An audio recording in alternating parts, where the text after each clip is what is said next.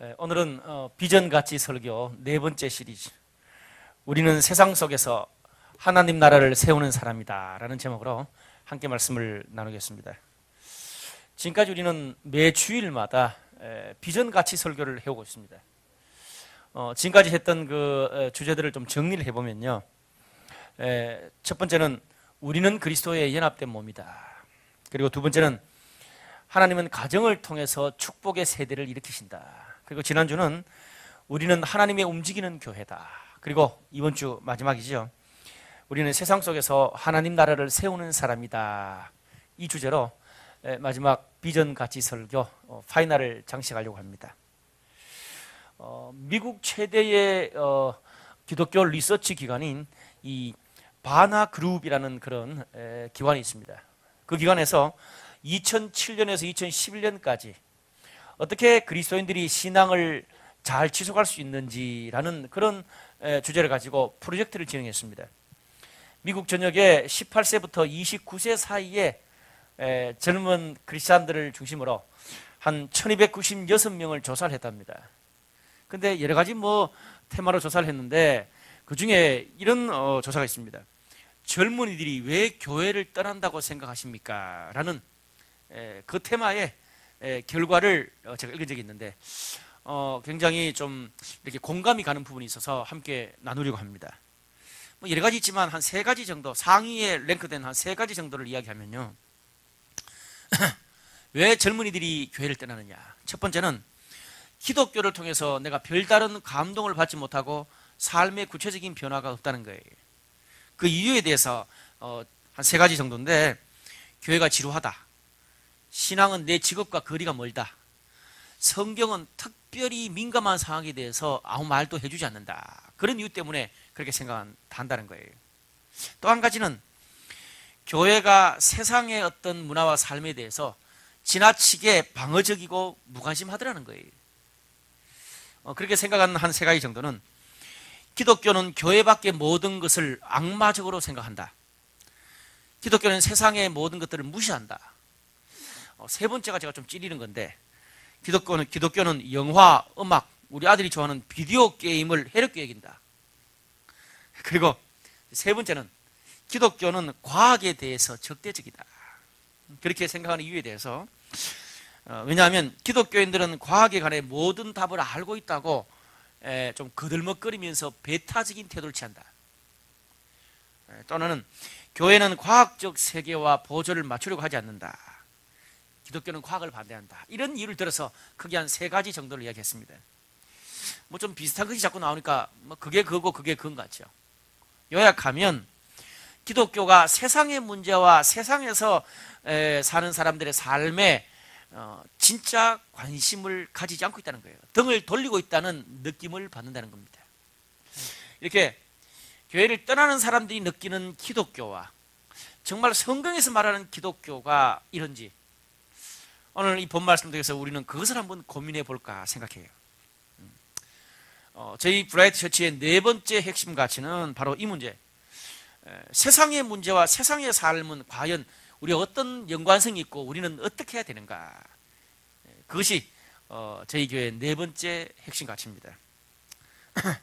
오늘은 크게 두 가지 정도를 생각해 보기 원하는데, 첫 번째는 성경은 세상을 하나님의 뜻대로 다스리라, 그렇게 말합니다.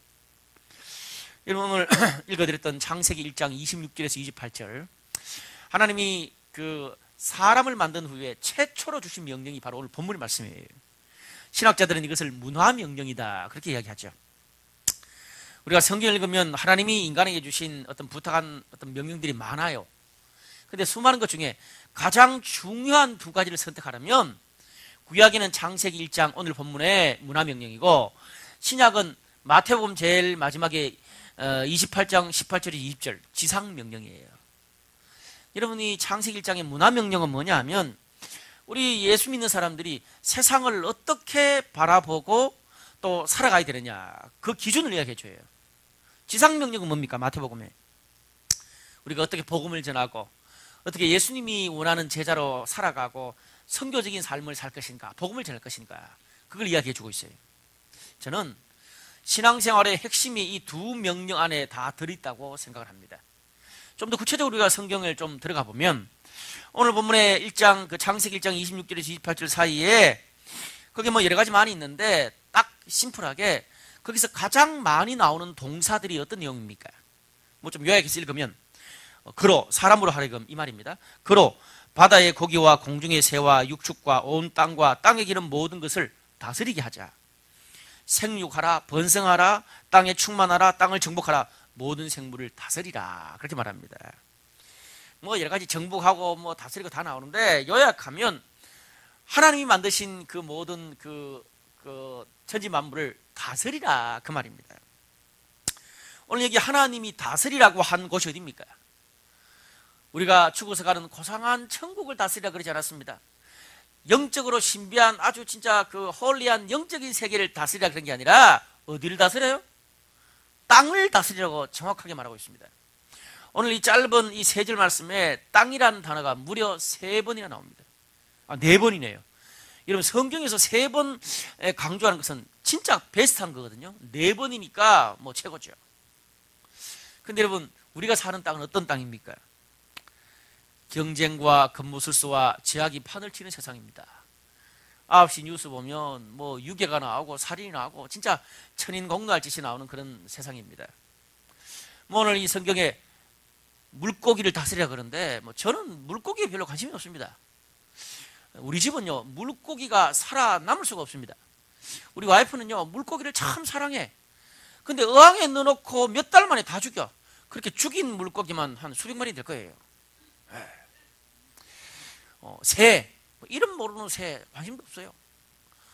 광우병을 옮기는 수많은 가축들, 또 그까지는 받아들일 수 있어. 제일 문제가 징그러운 그 곤충들, 지렁이, 진해, 이런 미물까지 하나님은 당신이 창조하신 이 땅에, 비록 죄악이 가는 이 땅이지만 이 땅을 다스리고 관심을 가지고 계십니다. 여러분 우리가 흔히 하나님께 영광 돌린다 그런 말을 하잖아요. 하나님께 영광 돌리는 게 뭐예요? 쉽게 말하면 생활용어로 말하면 하나님을 기쁘시게 한다, 흐뭇하게 한다 그 말이죠. 하나님은 언제 가장 흐뭇해 하십니까? 오늘 성경 말씀에 뭐 여러 많은 성경 말씀은 우리가 못 지켜도 문화명령과 지상명령을 순종할 때 하나님 가장 흐뭇해 하세요. 그 영광 받으시는 거죠. 예를 들어 믿지 않는 사람들이 예수를 믿고 또 교회로 나오게 되고 예배도 드리고 셀 모임도 하고 또 인격과 삶도 달라지고 또 교회에서 좀 다른 사람을 잘 섬기게 되고 하나님 너무 기뻐하세요. 그런데 이런 부분에 대해서는 이 한국 교회만큼 전 세계에서 모델이 될 만한 교회가 없어요. 그런데 문제는 문화명령이에요. 하나님이 창조하신 천지 만물을 하나님이 원하는 뜻대로 다스리라, 이 문화명령에 대해서는 우리 한국교회와 많은 크리스찬들이 상대적으로 취약했어요. 지금까지. 예수 믿는 우리 크리스찬들 때문에, 우리 교회 때문에 자기도 환경이 달라지고 동식물이 달라지고 비즈니스, 문화예술, 우리 지역사회가 정치, 경제, 사회, 문화, 우리 나라가 달라지는 그런 부분에는 한국 기독교가 상대적으로 취약했다는 말이에요. 그러다 보니까 좀 때때로 손가락질을 받고 비난을 받는 경우가 많았습니다. 예를 들어 이런 우리 삶 가운데 부조리가 있어요. 열심히 막 공부하고 이래가지고 좋은 대학 가고 또 좋은 직장 가서 막 이래서 감사합니다, 저래서 감사합니다, 막 감사의 시간도 하고 주일날 감사한 것도 막 내. 그래가 좋은 직장 들어가지고 막 나중에 성공하고 이래가지고 한 달에 막 11조도 막 100만 원씩, 2만 원씩 막 해. 와우, 좋아, 감사해. 겨우 막 어려운 뭐 대학 생활을 하면서 막 한 4년 지내면서 진짜 해마다 한 명씩 그 힘든 대학 생활을 지내면서 또 직장 생활을 하면서 해마다 한 명씩 4년 해가지고 4명이나 전도했어요. 일주일 내내 막 교회일도 너무 열심히 해. 또 여러 가지 우리 뭐 국가고시나 그런 것들을 주일날 치잖아. 이게 내가 주일 성수가 안 되는 건데 그래서 고민해서 막 그것도 막 그냥 안 쳤어. 하여튼 이런 여러 가지들이 예수님의 지상명령에 순종하기 위해서, 좀 신앙대로 살기 위해서 우리는 나름대로 노력을 합니다. 물론 사람 따라 방향이 다를 수는 있어요. 근데 그런 거는 교회 생활은 잘하는 것 같아. 신앙생활 잘하는 것 같아. 근데 가까이 있는 교회 안 다니는 친구들이 보니까 그렇게 해놓고 난 다음에 학교 생활은 개판으로 해. 뻑하면 수업 제끼고 뻑하면 대출하고 직장생활도 뭐 맡겨진 일을 그냥 설렁설렁 대충 하더라고. 그리고 나하고 좀 뭔가 이렇게 경쟁이 될 만한 라이벌은 어떻게 하든지 왕따 시키고 이간질 시켜가지고 내가 먹어야 돼. 뭐 11조는 많이 내고 좋은데 안 믿는 사람들보다 더 썩이고 더 이상하고 거짓말하고 막 그런 방법으로 막 돈을 내고 11조만 내고 감사하면 내만 할렐루야라. 한 해에 한 명씩 대학 졸업할 때까지 4명이나 전도했는데 문제는 졸업할 때 보니까 40명하고 다 학과에서 원수 됐었어. 과연 이게 참 신앙생활 잘하는 거냐 이 말이에요. 나는 가는 데마다 믿지 않는 세상에서 그리스도인은 핍박받을 수밖에 없다. 물론 그럴 수도 있는 것 같아. 근데 어찌된 심판인지 가는 학교마다 가는 직장마다 가는 교회마다 계속 핍박받는 사람이, 나를 핍박하는 사람이 너무 많아. 그건 누구 문제야? 내 문제라고. 무슨 말입니까? 지상명령을 순종하는 신앙생활은 잘하는데 문화명령을 순종하는 신앙생활은 많이 부족하다는 그 말입니다. 주일이 성수한답시고 진짜 막 주일 날뭘 안 하려고는 많이 노력해. 근데 젊은 시절에 정말 자기 개발하고 커리어도 쌓고 그래야 되는데 그렇게 열심히 신앙생활하고 막 주일 성수한답시고 돌아다니다가 30살까지 뾰족한 직장도 없고 알바만 하고 있어. 여러분, 그것은 주일 성수는 잘하는데 주중 성수가 안 되는 거야. 안 그래요? 신앙은 있는데 성숙함이 없고 열매가 없는 거예요. 그런 삶은. 이런 우리 어때요? 근데 사실 요즘 이렇게 크리스찬들을 이렇게 보면, 특별히 우리 BLC 다니는 사람들을 보면 오히려 거꾸로가 더 많아. 그래, 신앙은 가정생활, 학교생활, 자기개발, 그리고 인간관계 열심히 잘해야 된다, 그렇게 말하면서 아주 막 학교생활도 공부도 열심히 하고 커리어도 열심히 쌓고 토플 준비도 하고 막 자기개발도 열심히 해. 근데 그런 핑계로 아예 주일날 대놓고 그냥 제껴. 무슨 꼭 기도할 때만, 예배 드릴 때만 예배고 기도냐? 삶이 예배다. 그러다 보니까 예배 시간 자체도 없어버려. 삶이 예배니까. 누워서도 그거 예배 아니야. 누워서 기도가 되지. 내 주 예수 모신 곳이 그 어디나 하늘나라. 그래서 그렇게 되다 보니까 아예 기도 시간, 예배 시간도 없어버려요. 그리고 식사 기도를 큐티와 내 영성의 모든 것으로 대체해. 미친놈들이 많아. 친구들하고 레스토랑에서 몇만 원짜리 그런 어떤 것들은 식사는 먹고, 정말 막 외국에서 들어온 멋진 그 뭡니까 이렇게 막 그 브랜드 있는 막 수십만 원, 대학생들이 그런 옷을 어떻게 입는지 모르겠어. 아르바이트를 해가지고 말이야. 한 달, 2달 아르바이트 한가 막 집어넣어 가면서도 헌금을 할 줄도 몰라. 11조도 다 감사한금으로 대체하거나 아니면 다 떼먹고 말이야. 그건 하나님이 마음이 넓어가지고 용서하실 수 있을지 모르겠어. 근데 어머님, 아버지 생일인데도 단돈 1만 원도 안 보내. 그런 천인공날 인간들이 많아. 4년 대학생을 하면서 정말 가장 친한 친구한테 내가 믿는 예수님에 대해서 한번 소개하거나 한번 우리 한번 교회 한번 가지 않을래? 그런 도전 자체도 한번 못 해봐. 막 토플하고 막 어떻게 하면 막 신앙생활 이런 건 눈에 불을 켜는데, 신앙생활을 좀 이렇게 훈련을 받아보거나 진짜 하나님 앞에 그런 헌신하는 그런 건 해본 적이 없어. 한마디로 좀 성숙하고 균형 있는 책을 하고 다니는데, 무슨 말입니까? 문화 명령은 좀 순종하는 것 같은데 지상 명령은 아예 순종하지 않는 거예요. 여러분, 제가 이런 것들을 리얼하게 왜 잘하느냐? 제가 그랬거든요. 제가 내가 좀 성숙하고 좀 말이 좀 잘 통하고, 나는 그래도 뭔가 세상에서 정말 다른 사람하고 대화가 좀 통하는 사람이다. 맞아. 그렇지만 신앙은 꽝이라. 신앙은 없는 거예요. 믿지 않는 사람들과 세상에 좀 이렇게 멋있고 소통은 되는 사람이지만 신앙은 하나님이 볼 때는 꽝이라고. 우리 한번 따라 합시다. 그건 꼴통보다 더 나쁘다. 여러분, 그렇게 살다가 제가 그랬거든. 그래서 살다가 하나님 앞에 두들겨 맞아서 목회하게 될 수도 있어요, 여러분. 혹시 그런 사람은 아예 회개하고 하나님 앞에 똑바로 살자고. 우리. 그런데 우리가 이 세상을 다스린다는 걸 좀 더 리얼하게 알 필요가 있습니다. 오늘 본문의 28절에 보면 세상을 다스린다는 것에 대해서, 특별히 좀 오래된 킹 제임스 볼튼이라는 우리 영어 성경에는 한 4가지 단어가 나와요. 다스리는 단어에 대해서 좀 구체적으로 나와요. 그냥 영어를 쓴다는 거예요. 발음 집중하지 말고 영어 쓰는 것에 은혜 받으시기 바랍니다. 거기 보면 다스린다는 것에 대해서 fruitful, multiply, replenish, subdue, 이렇게 네 단어가 나와. 플루이트풀, 열매를 맺는다는 말이죠. 멀티플라이, 크게 하다. 리프레스니스, 다시 보충하다. 서브듀, 정욕, 욕망, 분노를 누르다. 반란을 진압하다. 잘못되고 부족한 것을 바꾸고 개선하다. 그런 뜻입니다. 이 네 가지를 통틀어서 다스린다. 그런 말이에요. 여러분 이걸 종합적으로 한번 엮어보면 어떻습니까? 우리가 뭔가 우리 삶에서 열매를 맺고 잘하고 이익을 남기고 크게 하고 성공하는 것, 그거 하나님이 원하시는 일입니다. 아멘? 요즘은요, 사람들이 뭔가를 내가 열매를 남긴다, 그런 부분에 대해서 알레르기 반응을 가지고 있어요. 아니요, 여러분. 하나님은 내가 나에게 맡겨진 일을 열심히 하고 잘하고 열매를 맺는 것을 기뻐하십니다. 근데 또 모든 일에 무조건 열매만 맺고 크게만 한다고 하나님의 뜻이다. 그것도 또 아니에요. 왜? 오늘 본문에 멀티플라이, 플레이트풀만 있는 게 아니라 서브듀라는 단어도 있잖아요. 뭐요? 잘못된 것을 개선하고 바르게 고치는 것도 하나님의 뜻이에요. 다스리는 거예요. 균형이 필요해요. 우리가 우리 생활 속에서 뭐 공부를 하든 직장 생활을 하든 돈을 벌든 간에 열매를 맺고 크게 돼야 돼요. 그런데 어떻게 크게? 하나님이 기뻐하시는 만큼 공정하게 페어플레이하고 뭐 특별한 몇몇 사람들만 잘 되기 위해서 막 약한 사람들의 이 막 기회를 다 뺏어버리고 막 독점해버리고 나만 잘 되고 다른 사람은 다 나 때문에 못 되고, 함께 이렇게 성공하고 함께 어떻게 부유해지는 것이 아닌 그런 것이라면 최고해 봐야 된다는 거지요.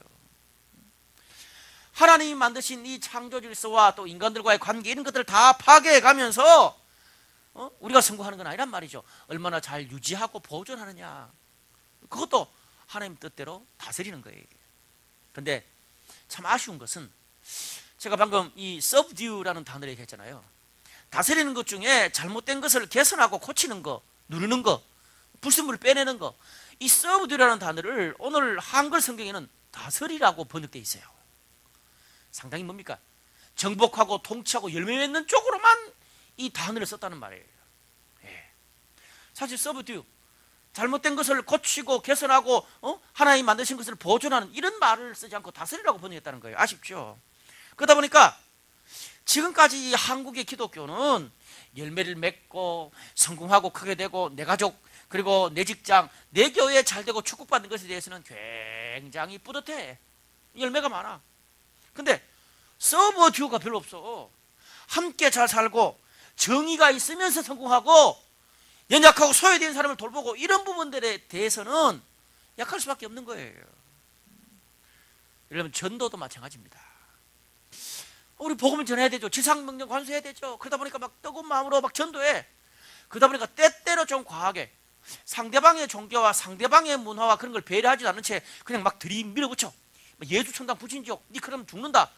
그럼 막 그냥 밀어붙여서 사실 어떤 면에서 그런 것들을 통해서 많은 사람들이 예수를 믿은 것도 사실이죠. 다 그런 건 아니에요. 근데 많은 믿지 않는 사람들 만나보면 이런 이야기를 해요. 그러다 보니까 그것 때문에 많은 성도들이 주님께 돌아왔어. 그런데 내가 믿는 종교, 내 방식, 내 스타일로만 고집하다 보니까 배타적인 태도 때문에 단기적으로는 교역이 됐는데 장기적으로는 더 많은 사람들이 그런 독선적이고 배타적인 그리스도인 교회의 모습이 싫어가지고 교회를 향해서 등을 돌리게 되는 사태가 오늘 지금의 현실이다. 많은 사람들이 기독교 그러면 독선, 배타 이런 것만 생각한다. 사실 그런 부분들도 우리가 지상명령과 문화명령을 적절하게 고려할 필요가 있는 것입니다. 여러분 뭐 젊은 여러분은 별로 관심 없을지 모르겠습니다만은 근데 이런 생각도 해야 돼요. 자, 성경적인 게 성경적으로 세상을 사는 게 어떤 걸 알아야 된다고요. 여러분도 나중에 어른이 되고 리더가 되고 사회 나갈 거 아니에요? 여러분 우리가 어떻게 해서 지금까지 가난할 때 막 산, 강 밀어가지고 간척지 개발해가지고 공장 짓고 기술 개발하고 골프장 만들고 밤낮 없이 돌려가지고 짧은 시간에 엄청난 성공을 했어. 근데 문제는 뭡니까? 그 사이에 자연 환경과 생태계는 다 파괴되고 그냥 열심히 한 건 좋아. 잘 사는 사람은 진짜 잘 살고 못 사는 사람은 못 살고, 그러니까 막 점점 가면 갈수록 대기업은 대기업대로 더 잘 되고 중소기업은 중소기업대로 더 멸하고 이러니까 빈익빈 부익부가 점점 극단적으로 가는 거예요. 이 사회가 완전 서로가 그러니까 서로 아예 어떤 말을 해도 서로가 받아들이지 않는 그런 시기가 됐다는 말이야. 무슨 말입니까? 다스리라 세상을 정복해라. 이 말씀은 우리가 취했는데 뭐를 몰랐어? subdue. 부족하고 모자라고 연약한 것들을 함께하고 구스르고 보존하는 subdue를 잃어버린 거예요. 안타까운 거지. 그걸 회복해야 돼요. 여러분, 이런 것들이 다 무엇 때문입니까? 이 문화명령 중에 다스리라, 정복하라, 열매를 맺으라, 이 한쪽 부분만을 강조해서 그래. 여러분, 역사적으로도 여러분 배웠을지 모르겠는데 십자군 전쟁, 제국주의와 함께 기독교가 들어간 거, 그런 것들도 다 너무 다스리라, 정복하라 이런 것만 집중해서 그런 거예요. 뭐 무분별한 개발 부실공사도 그것 때문에 나오게 되는 거지요. 여러분, 거꾸로, 그런데 그렇다고 정의, 평등 그런 것만 외친다고 또 세상이 주님 뜻대로 가는 건 아니야. 왜? 열매도 없고 먹고 사는 것도 안 되고 그런 열매가 없는 정의가 무슨 필요가 있냐고요. 그것도 필요한 거예요. 무슨 필요가 있어? 그것도 열매를 생각해야 돼. 잘못하면 유럽처럼 모두가 망할 수도 있어요. 열매 맺는 것과 모두가 함께 잘 사는 것, 이것들을 우리가 동시에 균형을 잡아야 돼요. 제가 이번에 영국을 방문했다 그랬잖아요. 사실 참 한국 교회에 없는, 미국 교회도 좀 못 따라가는 그런 진짜 멋있는 부분이 있더라고요. 기독교가 정말 사회와 관련해서 너무너무 사역을 잘하고 너무너무 성숙한 모습을 보여줘서 영국 크리스찬들이 교회가 존경을 받아. 근데 문제는 뭐냐면 교회에 가보니까 교회는 다 죽었어. 젊은이가 없고 사람이 없어. 한국은 교회는 되는데 세상을 섬기는 걸 잊어버렸고, 영국은 세상은 너무나 잘 챙기는데 사람이 없어. 교회에. 여러분, 교회에 부응해야 됩니다. 또 교회도 사람이 많아야 돼요. 또 세상도 섬기고, 교회와 세상, 신앙과 사회생활 다 중요한 거예요. 어느 것 하나 버려서는 안 돼요. 그래서 하나님이 문화명령과 지상명령을 신구약에 동시에 주신 거예요. 이런 부분에 여러분이 균형을 잡게 되길 바랍니다. 이게 신앙생활이에요. 사람들이 기독교에 대해서 어떻게 말할 때 우리가 인정할 건 인정하고, 그러나 성경이 우리에게 제시하고 말하는 것들은 자신 있게 이야기해 줘야 돼요.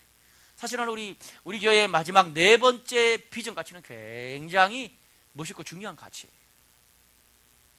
두 번째로, 그렇다면 우리가 이 세상 속에서 하나님의 다스림을 어떻게 작게나마 실천할 수 있을까, 그 이야기예요. 그것을 위해서 저는 마태복음 13장을 오늘 본문으로 택했습니다. 마태복음 13장은요, 성경학자들이 하나님 나라의 비유를 말해주는 장이다, 그렇게 말합니다.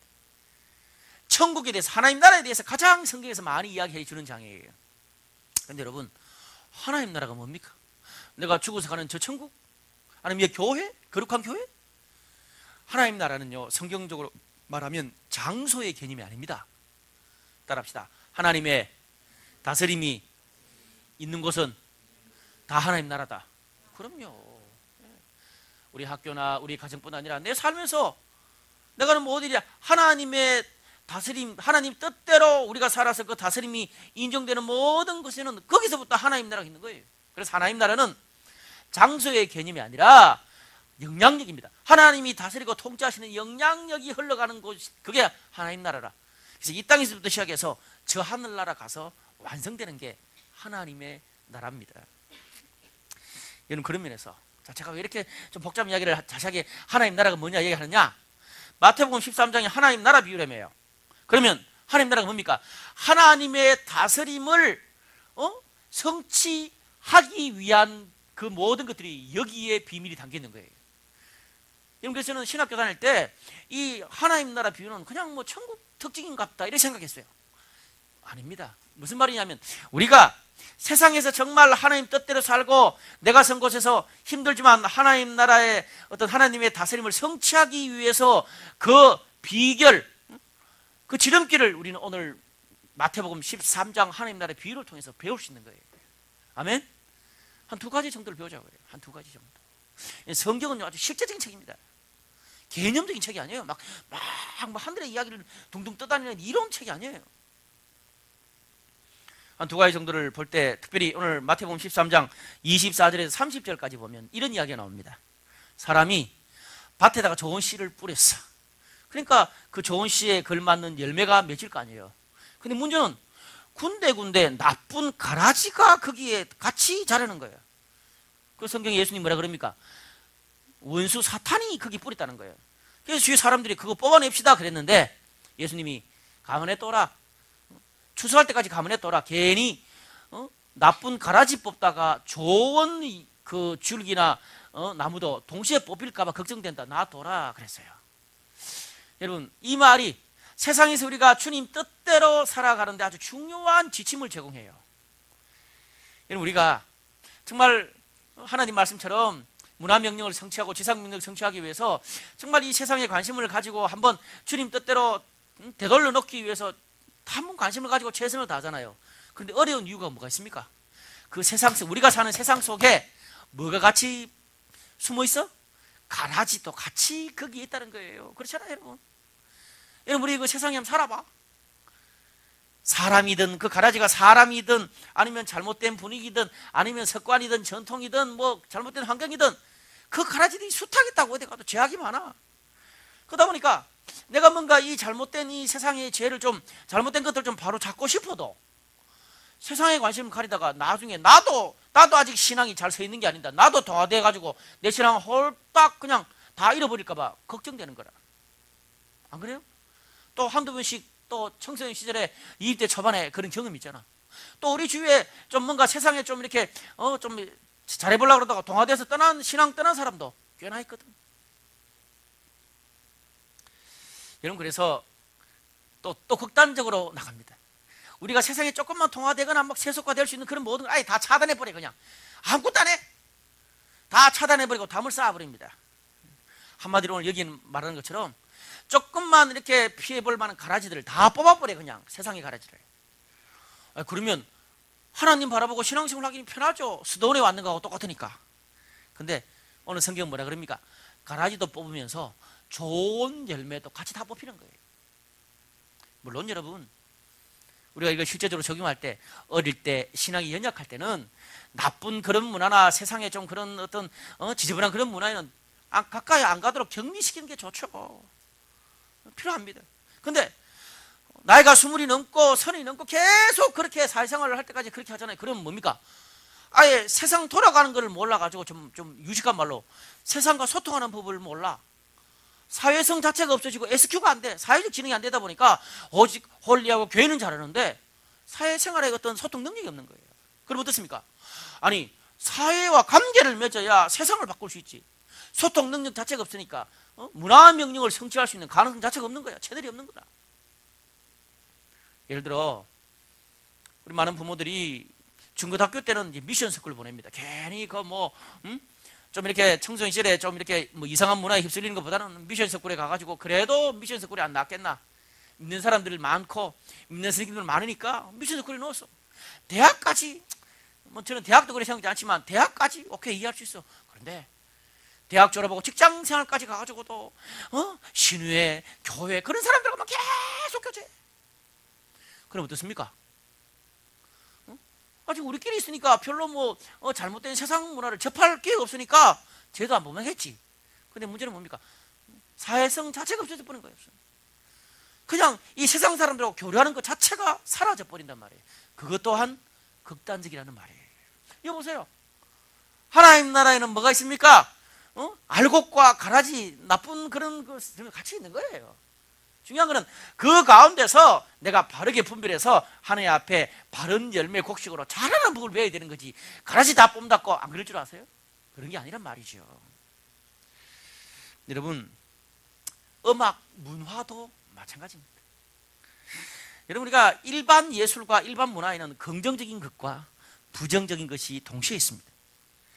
근데 참 이렇게 그 예술과 문화를 보는 시각에 따라 다르지만 때때로는 너무 극단적인 그런 시각이 있어요. 제가 한 10여 년 전에 열심히 그때 막 대중문화 때문에 예술 때문에 고민만 했거든. 그때 나온 정말 쇼킹한 책 중에 하나가 사탄은 대중문화를 선택했습니다. 표지도 막 야식하게 하고. 근데 그 책을 읽어보면 막 그런 게 있잖아요. 왜 락 음악을 거꾸로 막 돌리면 사탄을 찾아오고 막 죽어 예수는 죽이는 막 이런 게 있다는 거야. 그리고 처음 보니까 막 신기하더라고. 내가 또 그 레코드를 거꾸로 돌려보지를 못했잖아. 그러니까 막 보니까 그래 막 리스트를 적었어. 이것도 아니구나. 비틀즈도 안 되고 롤링스톤도 안 되고 다 알려. 근데 문제는 다 읽고 나니까 들을 음악이 없어. 추천해 주는 음악이 거의 뭐 완전 옛날 석기시대 음악 그런 것밖에 없어. 고민이 많아지는 거야. 제가 어떡하냐. 지금이야 그런 것들이 다 이제 정리가 되고 했지만 지금부터 한 10여 년 전에는 그런 것도 헷갈렸어요. 그런데 제가 과거에 이제 그 사역했던 교회에서 아주 이제 연세 드신 그런 우리 장로님 한 분하고 이 대중문화 예술에 대해서 논쟁이 붙었어. 저는 조금 그 개방적이고 그분은 너무 보수적이야. 다 안 된다는 거예요. 그냥 이 음악은 이래서 안 되고 저 음악은 저래서 안 되고 영화에는 이것 때문에 안 되고 뭐 이렇게 TV에 보면 배꼽뛰기 그거 안 되고 다 안 되는 거야. 제가 열이 받쳐가지고 그럼 장로님께서 진짜 우리 젊은이들에게 크리스찬 젊은이들에게 추천할 수 있는 영화 한번 이야기해 주십시오. 그러니까 뭐라는 줄 아세요? 배너. 얼마나 좋습니까 배너. 그리고 그 도레미송 나는 그 뭐죠 그 사운드 오브 뮤직 얼마나 좋습니까? 자연과 장로님을 보십시오. 그러니까 그 자녀들이 아예 말을 안 하그래요. 아빠하고 들을 음악이 없는 거예요. 복음성 가면 들어야 돼. 물론 레이디 가가에 대해서 말이 많아. 그런데 세상 음악 중에는 레이디 가가처럼 그런 애도 하나 있어야 돼. 여러분 막 이래가지고 온 애들 다 끄집어 내리면 아이돌 다 끄집어 내려야 돼. 그러면 TV 나올 인간은 아무도 없어. 송정미 교수님이 가서 저 죽어가는 이거만 들어야 돼. 이 교회가 아니잖아. 안 그래요? 물론 청소년들은 달라요. 응? 여러분 중요한 것은 여러분 다 이제 20살이 넘었어. 우리 안에 예술하는 사람도 있고 다양한 그런 전공들이 있어. 나이가 들어가면서 필요한 건 뭡니까? 예술과 문화 가운데서 내가 크리스찬으로서 그걸 걸러내고 분별할 수 있는 그런 문화적인 취사 선택할 수 있는 능력을 길러주는 게 교회의 임무야. 나는 요즘 여기 와서 뭐 리쌍 노래 많이 배우고 또 여러분들 좋아하는 것 중에도 어제도 내가 설교 준비 중에도 탑밴드 들었어 내가. 그 뭐야 저 로맨틱 펀치가 그 막 하더라고 하더라고. 봤어. 그것도 좀 막 예민하게 보수적인 사람들을 보면 지금 뭐 하는 짓이냐 이거 잘라야 돼. 근데 그건 또 일반 예술을 거기서 또 볼 수 있는 것 보고 내가 또 섭취할 수 있는 섭취하고 그럴 수 있는 거예요. 근데 중요한 건요. 문화적인 수준이 성장을 하면 그걸 걸러낼 수 있는 능력이 생겨요. 근데 그 문화적 수준이 낮으면 낮을수록 문화적으로 편식해 배타적이야. 네? 많은 사람들이 저한테 우려를 해. 목사님, 홍대에서 그 수많은 날라리도 많고, 그 막 그 지하에 그 완전 사이키 돌아가는 데서 막 이상한 예배 드리는 게 아닙니까? 제가 보면 참 여기 음악적으로 수준이 있고 여러 가지 사람들이 많아. 다양한 예술하는 사람들이 많아. 그러다 보니까 그걸 가지고 정말 예배나 이런 여러 가지 사역에서 얼마나 풍요롭게 한지 몰라. 사실은요. 제가 과거에 사역했던 어떤 교회에서 청년들보다 우리 여기 홍대에 와서 BLC 있는 이 청년들이 더 문화적으로 균형이 잡혀 있어요. 그러니까 어떤 사람들도 받아낼 수 있는 거예요. 이게 성숙한 크리스찬. 아멘? 그런데 늘 사실 세상을 변화시키는 게 믿지 않는 사람들, 믿지 않는 세상과 우리 믿는 사람의 가치가 다르니까 그렇게 쉬운 건 아니야. 왜냐하면 세상과 좀 소통을 하려고 그러면 좀 너무 좀 과하면 나도 모르게 동화될 수가 있어. 분위기 휩쓸릴 수 있고. 또 그게 무서워가지고 조금 세상하고 좀 거리를 두려고 그러면 잘못하면 좀 아예 대화 자체가 단절될 수도 있고. 이 둘 사이에 이 균형을 맞춘다는 게 쉬운 게 아니더라고요. 그리고 상황마다 케이스마다 무자르듯이 이때는 이렇게 해야 된다, 저때는 저렇게 해야 된다. 그것도 달라요. 왜? 학교 다니는 사람이 있고 직장 생활하는 사람이 있고 또 학교도 막 기숙사 사는 사람이 있고 또 자유롭고 개방된 데 있고 뭐 남녀 고학도 있고 서로 남자 여자 따라다니는 데 있고 다 다르잖아요. 그걸 어떻게 무자르듯이 탁탁 그렇게 원칙을 기계적으로 할 수는 없어요. 중요한 것은 나 혼자 그런 걸 다 할 수는 없더라고요. 제 인생 경험해 보니까. 그래서 어떻게? 신앙 공동체 안에서 다양한 사람들이 서로 도움을 주고받으면서 그런 것들을 결정해 나가야 돼. 이 말은 무슨 말이냐? 너무 내하고 똑같은 비슷한 성향 사람들하고만 있으면 안 된다는 말이야. 세상에서는 우리가 그렇게 만나. 근데 교회에서는 내하고 성향이 비슷한 사람들만 있는 게 아니잖아. 안 그래요? 그래서 이번 셀 섞을 때 보면 다양하다고. 보수적인 사람, 개방적인 사람, 말 많은 사람, 말 듣는 사람, 심각한 사람, 늘 재밌게 노는 사람, 응? 잘생긴 놈, 못생긴 놈, 키 큰 놈, 키 작은 놈, 뭐 다 있단 말이야. 사실 그 가운데서 서로 이 교회가 그래서 참 천차만별이 다 모여 예수님 이름으로. 그런데 안 뛰쳐나오고 같이 하나 되는 거 보면 하나님의 은혜라. 그것을 통해서 우리가 뭡니까? 서로가 서로를 컨트롤해 주는 거예요. 여러분, 제가 좀 보수적인 것 같아, 개방적인 것 같아? 개방적인 사람이에요. 한국의 목사들 중에 나만큼 개방적인 사람도 드물다고 뭐 사역자가 그러더라고. 맞아. 저도 개방적이고 또 우리 교회 개방 자유로운 영혼들이 많아. 근데 여러분, 교회에 자유로운 영혼들만 많으면 어떻게 돼서? 잘못하면 힘들어져. 저는요, 제 주위에 보수적이고 참 이렇게 딱 자기 삶에 서 있고 보수적인 사람들이 저는 제 주위에 많아. 저는 제 주위에 좀 그런 사람들이 많아. 우리 와이프 김하정 가수님 다 좀 보수적이면서 딱 자기 삶에 정갈하게 사는 사람. 저는 좀 프리한 자유로운 영혼이라. 여러분, 그래서 우리 교회 같은 데는 이 보수적이고 딱 자신의 삶의 중심을 잡고 정갈한 사람들의 역할이 중요해요. 그런 분들이 계속 잔소리를 하고 비판하고 중심을 잡아줘야 우리 교회가 어떻습니까? 날라리로 안 가. 문화, 좀 어려운 유식한 말로 문화 명령에 집중한 나머지 지상 명령을 잃어버리지 않는다. 근데 반대로 자유로운 영혼들도 좀 많이 있어야 돼요. 그런 사람들은 또 그런 사람들의 영향을 미쳐가지고 어떻게 해요? 세상과 소통하고 세상을 받아내고 이런 것들을 자유롭게 해야 교회가 신앙은 좋은데 세상하고 등을 돌리고 고리타분해지고 이런 것들을 막을 수가 있는 거예요. 중요한 거는 서로가 셀 모임에서 한 공동체에서 서로를 판단하지 말라고. 물론 때때로 서로의 방향에 따라서 토론하다 보면 서로 다툴 수도 있어. 그런 건전한 건 필요해, 토론은. 근데 서로 딱 판단해가지고 완전 무시하고 그러지 말고 서로의 그 긴장을 유지해가면서 함께 협력해가면서 함께 이런 부분들을 대처할 때 우리 세상을 변화시킬 수 있는 거예요. 아멘? 저 그래서 참 좋아. 다양한 사람들이 있는 게 너무너무 좋아. 나하고 말이 좀 안 통하는 사람이 있는 게 너무 좋아. 특히 대학부는 청년보다는 보수적이라. 얼마나 감사한지 모르겠어. 저를 걱정하는 사람들이 많더라고. 감사해. 나도 누구 걱정해.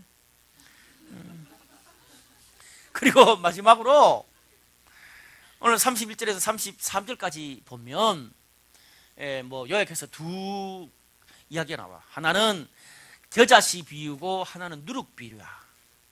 겨자씨 비유는 오늘 이 본문의 말씀이 어떤 거냐면 천국은 작은 겨자씨 하나를 심었는데 나중에 가서 그냥 겨자씨 하나만 심었는데 나중에 가서 큰 나무가 돼서 열매가 그리고 새가 깃들더라. 또는 누룩은 뭡니까? 우리가 이렇게 뭐 빵 먹을 때 보면 이렇게 누룩 있잖아요. 딱 그럼 뭐 이렇게 뭐 우리나라는 그런 걸 뭐라 그럽니까? 부푸른 그 약 넣잖아. 누룩이야, 누룩. 뭐라 그러죠? 미스트? 미스트는 이거네. 예. 참 내가 이 발음이 잘 안 돼. 예, 뭐 그거나 비슷한데 하여튼, 하여튼 이스트를 넣으면 어떻습니까? 부풀잖아. 작게 넣었는데 전체가 부풀잖아. 예, 그 이야기예요.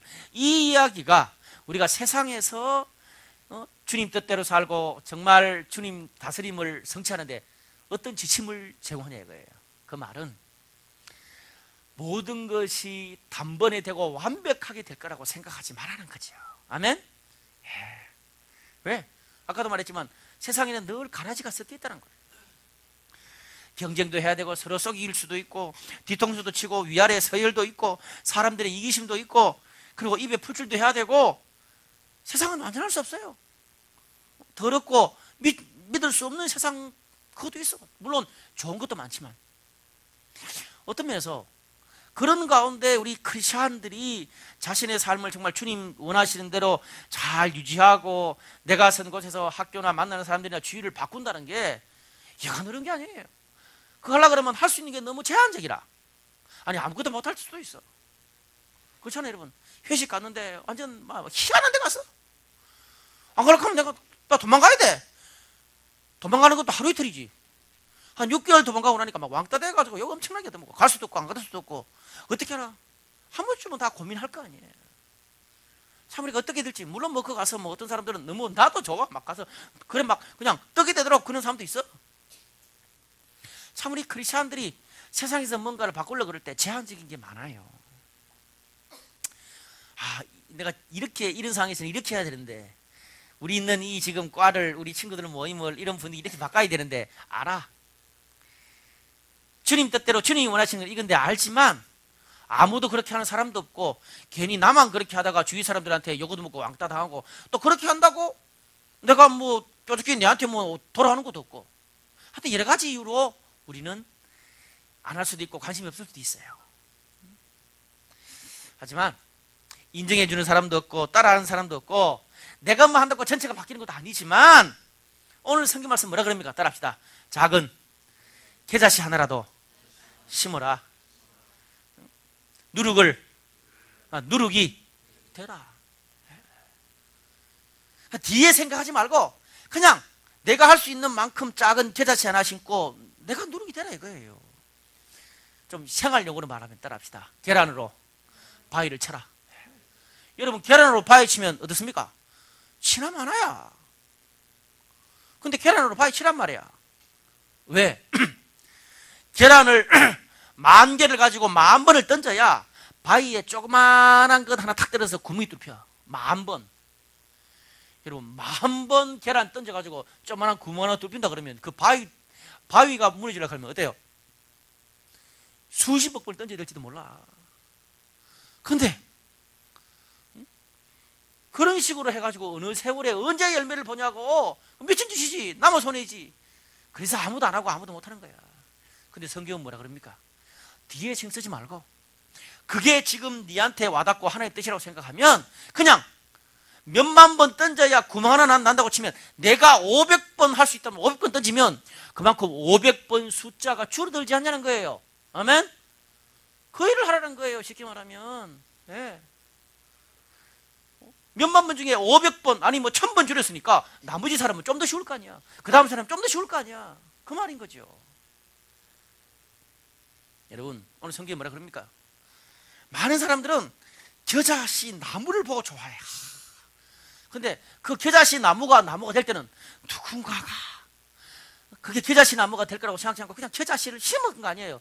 누가 심었고 철에 따라 물 주고 가지치기 해주고 가까워 줬으니까 그게 쌓여가지고 겨자씨 나무가 된 거 아니에요. 네.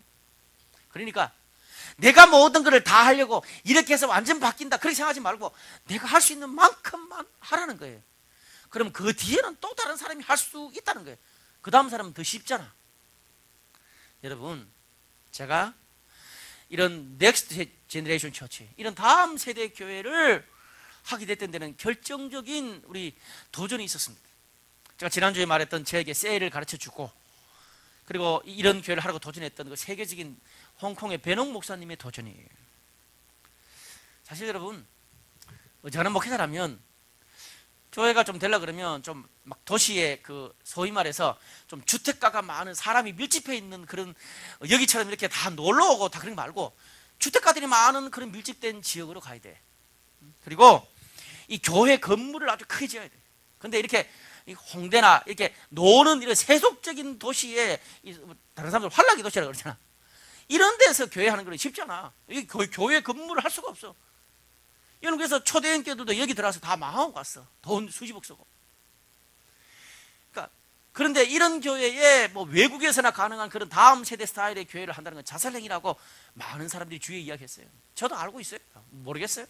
오히려 제가 그냥 기성교회 한 몇천 명 목회하는 게 훨씬 더 쉬워. 그래서 보통 목회자들이 어떻게 생각하냐면 아직까지 한국은 때가 아니니까 나는 그냥 기성교회에서 크게 또 성장시켜서 또 다음 세대 후배들에게 그걸 지원해 주자 그런 생각을 해요. 저도 사실 그렇게 생각했어요. 그게 현실적이지 않겠나. 그런데 그 베농 목사님이라는 분이 저한테 와서 도전을 했어. 패스터송 내가 한국에서 만나는 모든 대부분의 목회자들이 당신하고 똑같은 생각을 하고 있더라고요. 그리고 자기가 30년 전에 홍콩에서 딱 이런 교회를 하려고 생각했을 때 자기도 그런 생각했고 주위에 있는 사람들이 다 그렇게 생각하다 보니까 몇십 년이 지나도 못하더라는 거예요. 아무도 안 하더라는 거예요. 네. 그럼 저한테 뭐라 그러냐면 그런 비전을 가진 당신이 지금 못하면 앞으로 다른 사람도 못한다는 거예요. 따라합시다. 내가 지금 못하면 다른 사람도 나중에 못한다. 그러면 누가 해줘요? 그러면서 저한테 그러니까 한국에서 수많은 사람들이 외국 유학 가서 외국 모델 보고 와도 아직도 20, 30년 동안 이런 모델로 정말 성공하고 모델이 될 만한 기회가 없다는 거예요. 패스송, 언제까지 한국교회가 계속 외국의 이런 교회, 뭐 싱가포르의 뭐 어떤 교회, 미국의 어떤 교회 들먹이면서 책에서나 나오는 이야기만 하려고 그러냐고. 힘들더라도 당신이, 자, 저기가 성공이다. 그럼 당신이 넣을 수 있는 만큼 징검다리를 4개, 5개, 3분의 1이라도 넣으라는 거예요. 내가 3분의 1을 넣고 나면 그 다음 사람이 와서 징검다리를 처음에는 엄두가 안 났는데 아무도 안 넣으니까 3분의 1 넣으니까 그 다음 3분의 1을 넣을 수 있는 거라. 그럼 그 다음 오는 사람은 3분의 2가 됐으니까 쉽게 마지막 3분의 1을 결정할 수가 있는 거예요. 그 이야기를 하더라고요. 사실 그렇게 하는 사람도 없고 답이 없어서 고민하다가 그냥 에란 모르겠다 했어요. 근데 제가 해보니까 고생도 많이 하고 힘도 많이 들었죠. 그런데 지난주에 그 첫 열매를 3년 반 만에 따먹었어요. 2대 BLC를 파송했고 오늘 저는 3번째 설교를 합니다. 11시 1부 예배하고 12시 2부 예배하고 오뎅 하나 먹고 3부 예배 오고 처음 하고 있는 거예요. 정신도 없어. 근데 너무 기쁜 거예요. 그 열매를 본 거예요. 제가 처음 할 때는 엄두가 안 나.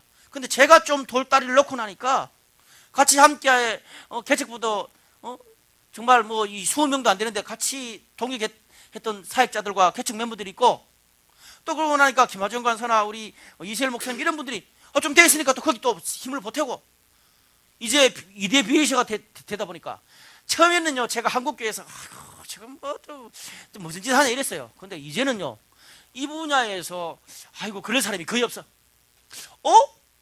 홍대에서도 되는데 50명을 넘어가고 100명을 넘어가고 150명을 넘어가고 안 망할 것 같네. 망하기를 역사를 원하는 사람들 같아. 이제는 뭡니까? 젊은 후배 목회자들이나 또 그런 성도들이 우리도 한번 도전해볼까? 이런 이야기를 마음을 먹을 수 있어요. 비전이 이제 모이는 거라. 아멘? 사랑하는 여러분, 저는 여러분들이 정말 여러분이 속한 세상 한중간에서 그게 공부든지 직장이든지 무슨 일을 하든지 간에 여러분이 속한 곳에서 하나님 나라를 세우기 위해서 주님이 원하시는 대로 여러분이 선 곳을 바꾸기 위해서 사회를 바꾸기 위해서 문화명령을 성취하기 위해서 정말 열심히 공부하고 열심히 돈 벌고 열심히 사회생활하고 정말 힘들고 연약한 사람들을 많이 만나봤으면 좋겠어요. 여러분, 여러분의 삶의 사회생활하면서 열매를 남기세요. 크게 성장하세요. 잘 되세요. 그런데 그것뿐 아니라 또 연약한 사람들하고 그들을 이해하기 위해서 또 소통도 하고 도와주고 그들의 편이 돼주기도 하고 또 학교나 회사나 그 관행들이 잘못된 관행들이 여러분을 통해서 바뀌기도 하고 막 서로 대기업, 하청기업 서로 막 물고 뜯고 싸우고 이럴 때 여러분이 정말 고민하고 새로운 어떤 뭔가를 해가지고 돈 많은 사람, 잘 사는 사람들하고 하청기업하고 못 사는 사람들이 같이 함께 성장할 수 있는 그런 고민도 해보라고.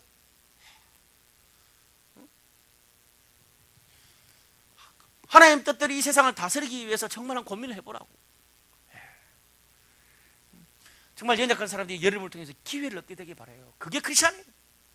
잘 되세요. 잘 되는 것만 생각하지 말고 내가 이 잘 되는 것이 정말 얼마나 많은 사람을 함께 살릴 수 있고 그들과 함께 윈윈할 수 있나를 고민해야 되는 거예요.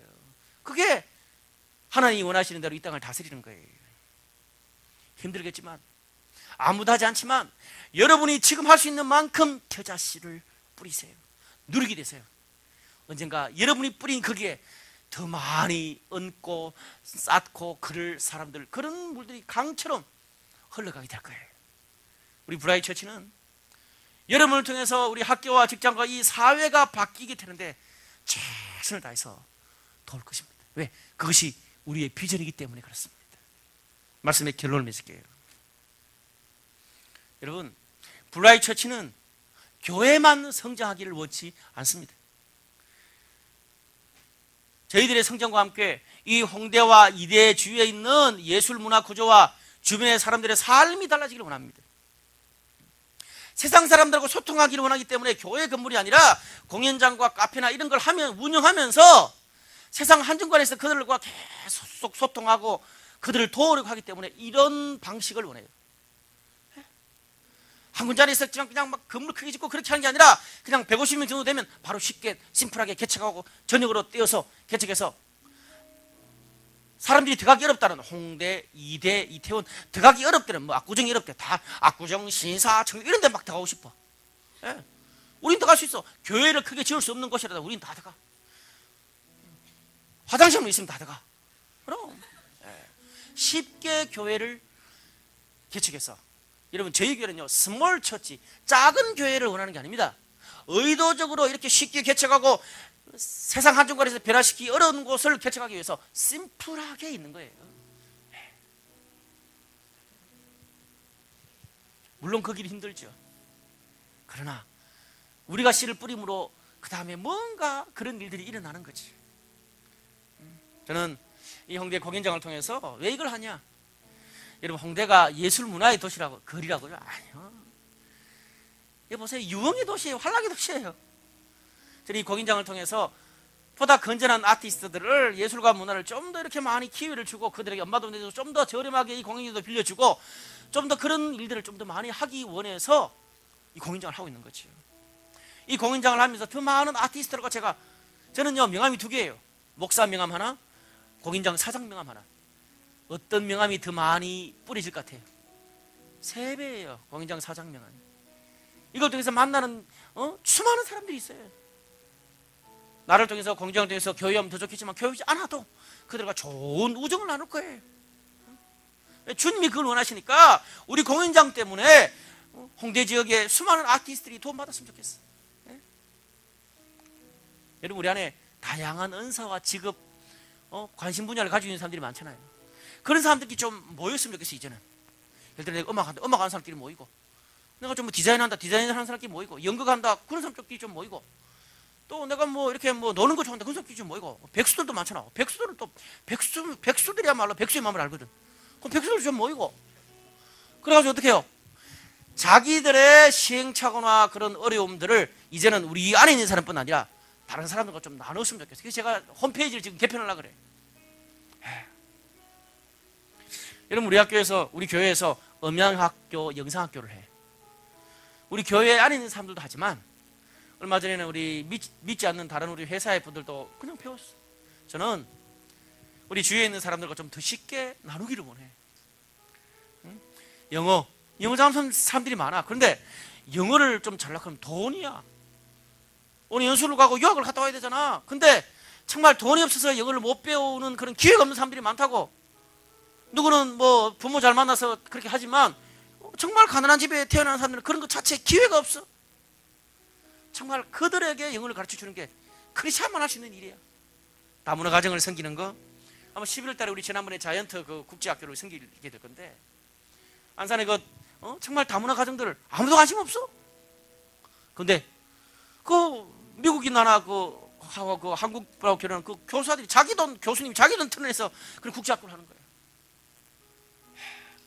내가 부끄럽더라고. 그런 걸 좀 돕고. 예를 들어 여기 뭐 저를 비롯해서 시골에서 올라온 사람들이 많아 안 많아? 좀 죄송해요. 시골에서 올라온 사람 아니면 지방에서 올라온 사람 손 들어봐. 괜찮아 들어봐. 우린 지방이 주류인 교회야. 내리세요. 많잖아. 여러분 지방에서 올라와서 적응하는데 어려웠어요? 쉬웠어요? 힘들었어요. 좀 그런 사람들끼리 모여가지고 뭡니까? 좀 페이지 이상것만 만들지 말고 좀 만들어가지고 지방에서 올라왔을 때 어떻게 정착하고 어떤 여러 가지 그런 걸 나 그런 거 좀 만들고 싶어. 나도 동참하고 싶어. 뭐 해외에서 온 사람도 있잖아. 또 그런 사람들이 한국 문화에 와서 적응하고 여러 가지 수많은 뭐 군대 문제, 이성 문제, 뭐 진학 문제 모든 그런 것도 같이 자기끼리 모여가지고 또 만들어서 사람들에게 또 도와주고 얼마나 필요해 그런 게. 뭐 토익 같은 거 나 혼자 열심히 하고 잘하지 말고 그런 거 있으면 좀 모아가지고 그런 것도 좀 이렇게 정보도 보내주고 막 다 아는 장 같은 거 있으면 그런 것도 다 나는 취업했으면 좀 주고 그런 것들을 좀 이렇게 우리 안에서 우리 교회뿐 아니라 믿지 않는 사람에게 좀 이렇게 도움 주는 그게 문화명령을 성취하는 거고 교회가 그 일을 해야 되지 않겠어? 누가 할 거야? 세상에는 이익이 안 나면 안 해.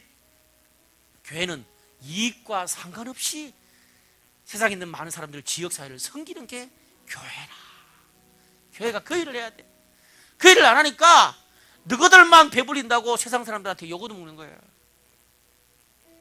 여러분, 저는요, 우리 블라이 처치가 이대를 개척함으로써 지상 명령을 그래도 한 발짝 당긴 열매를 봤다면, 이제부터는 앞으로는 이 지역 사회를 살림으로 문화 명령의 열매도 좀 보고 싶어요. 교회 안에만 머물러 있지 않고 우리 때문에 우리 주위에 있는 사람들이, 나와 동일한 아픔과 어려움을 겪은 사람들이, 지역 사회는 거창하다 쳐도 그런 사람들이 조금이라도 도움을 받았으면 좋겠어. 교회 오면 더 좋겠지만 교회 안 와도 좋아. 저는 작은 소박한 꿈이 하나 있어요. 그 꿈이 뭔지 아세요? 교회 밖에 있는 사람, 교회에 대해서 부정적인 사람, 교회를 떠난 수많은 사람들이, 나는 예수는 안 믿지만 저 블라이트 처치에 다닌 사람들의 사는 모습을 보니까, 블라이트 처치에 일하는 것을 보니까 하나님은 살아계신 것 같아. 저는 그런 고백을 듣고 싶습니다. 교회의 진정성과 잃어버린 존경을 우리 일 통해서 회복시키고 싶어.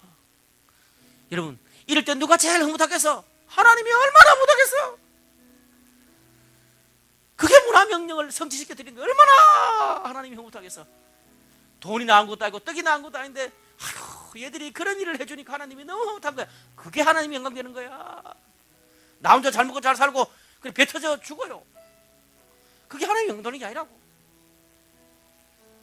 그것을 위해서 어떤 노력도 마다하지 않을 것입니다. 블라이 처치의 네 번째 비전이 뭡니까? 우리는 세상 속에서 하나님 나라를 세우는 사람입니다. 오늘 그런 저와 여러분의 공부, 노력, 모든 에너지가, 신앙의 은혜가 거기에 사용되어지기를 주님의 이름으로 축원합니다.